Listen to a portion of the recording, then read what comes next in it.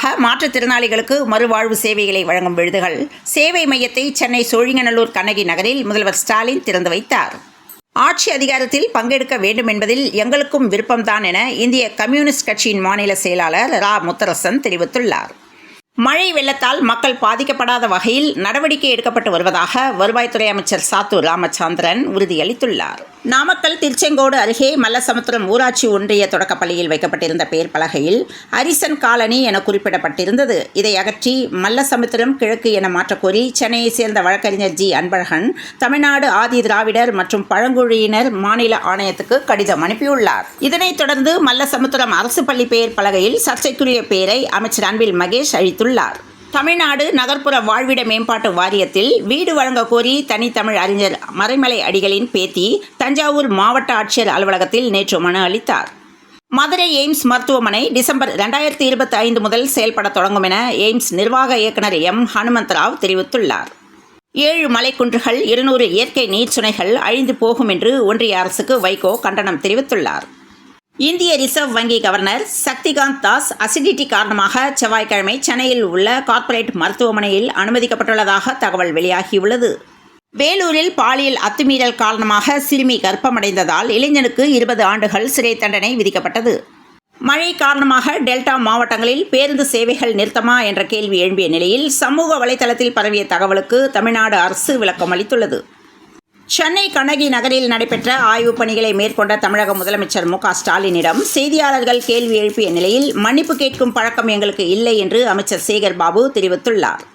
இசைப்புயல் A.R. Rahman தனக்கு தந்தை போன்றவர் என வதந்திகளுக்குள்ளான கேள்விகளுக்கு இசைக்கலைஞர் மோகினி டே தெரிவித்துள்ளார். ஆழமாக நேசித்த போதிலும் கணவரை பிரிகிறேன் என்று கடந்த வாரம் A.R. ரஹ்மானின் மனைவி அவர்களது விவாகரத்து முடிவை அறிவித்திருந்த நிலையில் A.R. ரஹ்மான் மகளுக்கும் எனக்கும் ஒரே வயது என்று வதந்திகளுக்கு மோகினி டே முற்றுப்புள்ளி வைத்தார். சென்னை 1000 விளக்கு பகுதியில் உள்ள தனியார் மருத்துவமனையில் காய்ச்சல் காரணமாக அமைச்சர் நேரு அனுமதிக்கப்பட்டு சிகிச்சை பெற்று வருகிறார்.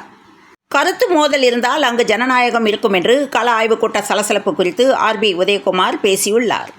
பொங்கல் பண்டிகையன்று நடைபெறுவதாக அறிவிக்கப்பட்ட பட்டய தணிக்கை அடிப்படை தேர்வு வேறு தேதிக்கு மாற்றி இந்திய பட்டய கணக்காளர்கள் நிறுவனம் அறிவிப்பு வெளியிட்டுள்ளது. வங்கக்கடலில் காற்றழுத்த தாழ்வு மண்டலம் உருவாகியுள்ள நிலையில் பல்வேறு மாவட்டங்களுக்கு கனமழை முதல் அதி கனமழை வரை எச்சரிக்கை விடுக்கப்பட்டுள்ளது.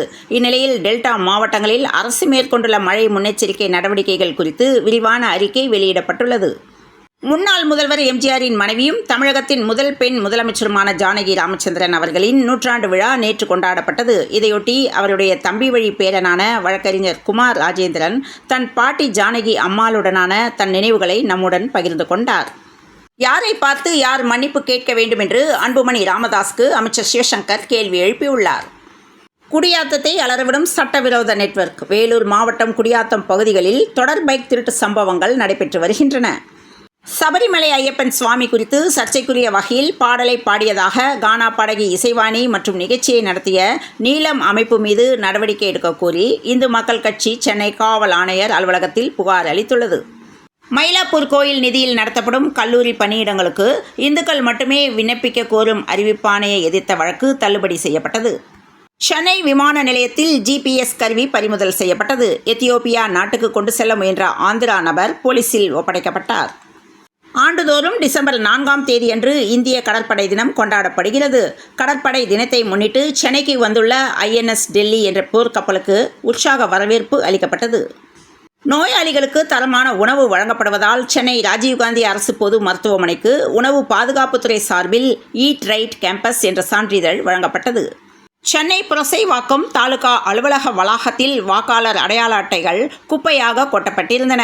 அவை தவறாக அச்சானதால் கழிவாக கிடந்தவை என வருவாய்த்துறை அதிகாரிகள் தெரிவித்துள்ளனர். தற்காலிக அடிப்படையில் பணிபுரியும் தட்டச்சர்களை நிரந்தரப்படுத்த சிறப்பு போட்டித் தேர்வுக்கு விண்ணப்பிக்கலாம் என்று இதற்கான அறிவிக்கையை தமிழ்நாடு அரசு பணியாளர் தேர்வாணையம் திங்கட்கிழமை வெளியிட்டது. அதிமுக உட்கட்சி விவகாரம் தொடர்பாக நிலுவையில் உள்ள வழக்குகள் முடிவுக்கு வரும் வரை அதிமுகவுக்கு இரட்டை இலை சின்னம் ஒதுக்கக்கூடாது என கோரி தொடரப்பட்ட வழக்கில் ஒரு வாரத்தில் தகுந்த உத்தரவு பிறப்பிக்கப்படும் என சென்னை உயர்நீதிமன்றத்தில் தேர்தல் ஆணையம் தெரிவித்துள்ளது. அரசமைப்பு சட்டத்தின் 75வது ஆண்டு தினத்தையொட்டி அதனுடைய முகப்புரை இணைக்கப்பட்ட கடிதத்தை தமிழக அரசு வெளியிட்டுள்ளது. அரசு மருத்துவர்கள் இன்று நூதன போராட்டம் நடத்தினர். காய்ச்சலுக்குள்ளான அனைவரையும் உள் நோயாளிகளாக அனுமதிக்க முடிவு செய்யப்பட்டுள்ளது. கனமழை எச்சரிக்கை காரணமாக அலையாத்தி காட்டில் சுற்றுலா பயணிகள் படகில் பயணிக்க தடை விதிக்கப்பட்டுள்ளது. நிதி நிறுவன மோசடி வழக்கில் கைது செய்யப்பட்ட தேவநாதன் உள்ளிட்டோரின் சொத்துக்களை முடக்க சென்னை உயர்நீதிமன்றம் உத்தரவிட்டுள்ளது. தமிழகத்தில் முதுநிலை மருத்துவ படிப்புகளுக்கு 1800 இடங்கள் உள்ளன. இவற்றில் 50% இடங்கள் அரசு டாக்டர்களுக்கு ஒதுக்கப்படுகின்றன. மீதமுள்ள 50% இடங்கள் பொது கவுன்சிலிங் வாயிலாக நிரப்பப்படுகின்றன. மேலும் போலி தூதரக சான்றிதழ் காரணமாக 44 பேர் விண்ணப்பம் ரத்து செய்யப்பட்டதாக மருத்துவ மாணவர் சேர்க்கை குழு செயலர் அருணலதா தெரிவித்துள்ளார். சேலம் மாவட்டம் அருகே ஆசிரியருக்கு மாணவர்கள் காலை அமுக்கிவிடும் வீடியோ வைரலானதை தொடர்ந்து அரசு பள்ளியில் கல்வி அதிகாரி நேரில் விசாரணை மேற்கொள்ள உள்ளார். தமிழகத்தில் பெருமழை வந்தால் எதிர்கொள்ள தயார் என்று மாற்றுத்திறனாளி சேவை மைய திறப்பு விழாவில் முதல்வர் உறுதியளித்துள்ளார். அரசியலமைப்பு தினத்தை முன்னிட்டு தமிழக ஆளுநர் மாளிகை சார்பாக நடத்தப்பட்ட பள்ளி மற்றும் கல்லூரி மாணவர்களுக்கான மாநில அளவிலான கட்டுரை போட்டிகளில் வெற்றி பெற்ற மாணவர் பட்டியலை ஆளுநர் மாளிகை வெளியிட்டுள்ளது. ராமதாஸ் கருத்துக்கு தரக்குறைவாக பதில் அளிப்பதா என்ற கேள்வி எழும்பிய நிலையில் முதல்வர் ஸ்டாலினுக்கு பாமக, பாஜக தலைவர்கள் கண்டனம் தெரிவித்துள்ளனர். தேசிய செயல் திட்டத்தின் கீழ் தமிழகத்தில் போதைப்பொருள் மதுபானத்தின் பயன்பாடு குறித்து ஆய்வு நடத்தி அறிக்கை அளிக்க தமிழக அரசு ஒப்பந்தம் கோரியுள்ளது. ராமநாதபுரம் மாவட்டம் ராமேஸ்வரத்தை அடுத்த பாம்பன் கடல் பகுதியில் கட்டப்பட்டுள்ள புதிய ரயில் பாலத்தில் உள்ள செங்குத்து தூக்கு பாலத்தை சூறைக்காற்று வீசும் சமயத்தில் 1 மணி நேரம் தூக்கி சோதனை நடத்தப்பட்டது. திருவண்ணாமலை மாவட்டம் வந்தவாசி நகராட்சியில் வட மாநிலத்தவருக்கு சொந்தமான கடையில் பிளாஸ்டிக் பொருட்களை பறிமுதல் செய்து நகராட்சி அதிகாரிகள் வாகனத்தில் ஏற்றியதை கண்டித்து கடை ஊழியர் ஒருவர் வாகனத்தில் ஏறி ரகளையில் ஈடுபட்டார். தூத்துக்குடி மாவட்டம் திருச்செந்தூர் சுப்பிரமணிய சுவாமி கோவில் கடற்கரை பகுதியில் ஏராளமான எருமை மற்றும் பசு மாடுகளின் நடமாட்டம் அதிகமாக உள்ளதால் பக்தர்கள் மற்றும் சுற்றுலா பயணிகள் பெரும் சிரமத்துக்கு ஆளாகி வருவதாக தகவல் வெளியாகியுள்ளது. கன்னியாகுமரி மாவட்டம் மண்டைக்காடு அருகே கூட்டுமங்கலம் கடற்கரை பகுதிக்கு நேற்று அந்த பகுதியை சேர்ந்த சிலர் சென்றனர். அப்போது எலும்பு கூடாக ஒரு மனித சடலம் கிடப்பதை கண்டு அதிர்ச்சி அடைந்தனர். இதுகுறித்து குளச்சல் கடலோர போலீசுக்கு தகவல் தெரிவித்துள்ளனர். மதுரையில் நடத்தப்பட்ட அதிமுக கள ஆய்வுக் கூட்டத்தில் நிர்வாகிகள் இடையே தள்ளுமுள்ளு நிலவியதால் பரபரப்பு ஏற்பட்டது. கன்னியாகுமரி பேருந்து நிலையத்தை அடுத்து அரசு பேருந்து சாலையில் சென்று கொண்டிருக்கும் பொழுதே பேருந்தின் பின் சக்கர அச்சு முறிந்து கழன்ற சம்பவம் பரபரப்பை ஏற்படுத்தியிருக்கிறது. கனமழை எச்சரிக்கை காரணமாக பாரதிதாசன் பல்கலைக்கழக தேர்வுகள் ஒத்திவைக்கப்பட்டன. நியூசிலாந்துக்கு எதிரான முதல் டெஸ்ட் விளையாடும் வீரர்களை இங்கிலாந்து அணி அறிவித்தது. உலக செஸ் சாம்பியன்ஷிப்பில் முதல் போட்டியில் குகேஷ் தோல்வியடைந்தார். அமரன் வெற்றி விழாவை பிரம்மாண்டமாக கொண்டாட படக்குழு திட்டமிட்டுள்ளதாக தகவல் வெளியாகியுள்ளது. சென்னை சூப்பர் கிங்ஸ் அணியில் கடந்த சில IPL சீசன்களில் நட்சத்திர வீரராக ஜொலித்த இந்திய வேகப்பந்து வீச்சாளர் தீபக் சாகரை இம்முறை மும்பை இந்தியன்ஸ் அணி 9,25,00,000 ஏலத்தில் எடுத்துள்ளது. தொடர்ந்து 2வது நாளாக தங்கம் விலை குறைந்தது. இன்று 22 கேரட் ஆபரண தங்கத்தின் விலை கிராமுக்கு ரூபாய் 120 குறைந்து 1 கிராம் 7,080 ரூபாய்க்கும், ஒரு சவரன் தங்கம் ரூபாய் 960 குறைந்து ரூபாய் 56,640க்கும் விற்பனையானது. தங்கம் விலை 2 நாட்களில் 1,760 ரூபாய் விலை குறைந்துள்ளதால் நகை பிரியர்கள் மத்தியில் மகிழ்ச்சியை ஏற்படுத்தியுள்ளது. வங்கக்கடலில் மையம் கொண்டுள்ள காற்றழுத்த தாழ்வு மண்டலம் 10 கிலோமீட்டர் வேகத்தில் நகர்ந்து வருகிறது என வானிலை மையம் தெரிவித்துள்ளது. சென்னை மற்றும் அதன் புறநகர் மாவட்டங்களில் 5 நாட்களுக்கு பலத்த மழை பெய்ய வாய்ப்புள்ளதாக தனியார் வானிலை ஆய்வாளர் பிரதீப் ஜான் தெரிவித்துள்ளார்.